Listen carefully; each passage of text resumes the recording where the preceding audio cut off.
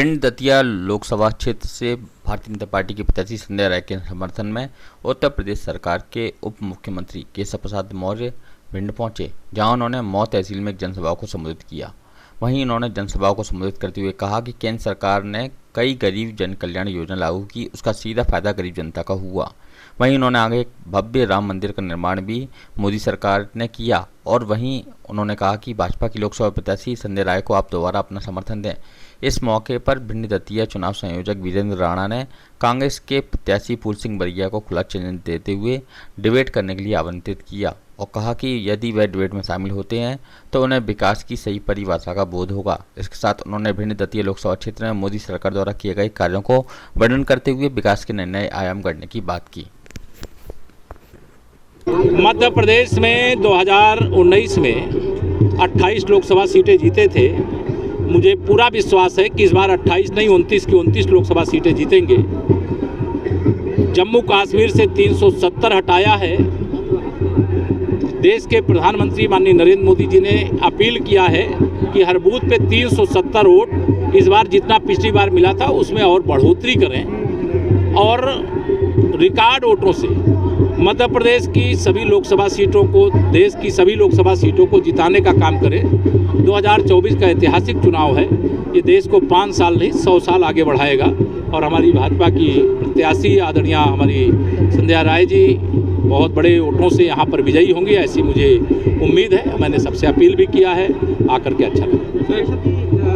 मध्य प्रदेश में 2 चरणों में चुनाव हुए, आप वोट बढ़ाने की बात कर रहे हैं, लेकिन मध्य प्रदेश में दोनों ही चरणों में जो वोट प्रतिशत है वो गिर गया है। खासकर मैंने इसीलिए अपील किया है सबसे कि मतलब हम विश्वास से भरे हैं, भारी मतों से जीत रहे हैं और रिकॉर्ड वोटों से जीतेंगे भी, लेकिन इस उत्साह में वोट डालने में हमारे कार्यकर्ता, कांग्रेस वाले तो निराशा के गर्त में डूबे हुए हैं। उनके लोग तो वोट डालने जा नहीं रहे हैं, वोट मांगने भी नहीं जा रहे हैं, लेकिन हमारे कार्यकर्ता वोट मांगने जा रहे हैं, वोट डालने के लिए भी जा रहे हैं, लेकिन भारी मतदान कराने का काम। जयराम रमेश का कहना है कि दक्षिण में बीजेपी साफ और यूपी में हाफ हो जाएगी। 4 जून को दिन में तारे नजर आएंगे उनके श्री राहुल गांधी जी आप 4 जून को 4 बजे के बाद नानी के घर जाने वाले। अच्छा, राहुल गांधी का टिकट अभी तक क्लियर नहीं हो पा रहा है तो मुझे भाजपा में उनको मैंने ज्वाइन नहीं कराया, वो कांग्रेस के। जमीन और आसमान का अंतर है काम करने की क्षमता। भारतीय जनता पार्टी जिस दल से संध्या राय प्रत्याशी है और कांग्रेस से जो प्रत्याशी फूल सिंह बरिया जी हैं, कांग्रेस और बीजेपी में जमीन और आसमान का कार्य पद्धति में अंतर है। भारतीय जनता पार्टी की कथनी और करनी में कोई अंतर नहीं। भारतीय जनता पार्टी जो कहती है वो करती है।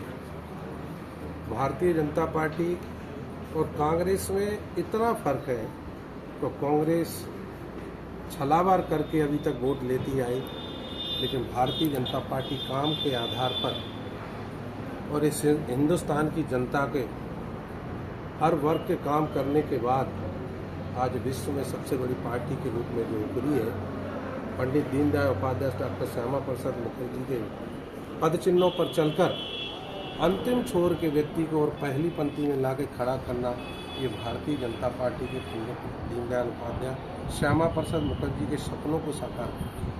अभी वर्तमान से बहुजन समाज पार्टी की ओर से देवासी जरारिया मैदान में उतरे हैं और उन्होंने कहा है कांग्रेस पार्टी के द्वारा मुझे धोखा दिया गया है और मेरे करियर को खराब कर दिया गया है। इस बारे में आप क्या कहते हैं? वो जरारिया जी और कांग्रेस जाने जरारिया जी जो कह रहे हैं जो उनके साथ किया होगा, तो जरारिया जी का जो वक्तव्य है ऐसा उनके साथ किया होगा तब जो वो कह रहे हैं। इस बारे में मुझे तो कोई जानकारी नहीं है। सर, आज ये कार्यक्रम को लेकर क्या कहना चाहेंगे? आज जो एक कार्यक्रम रखा गया है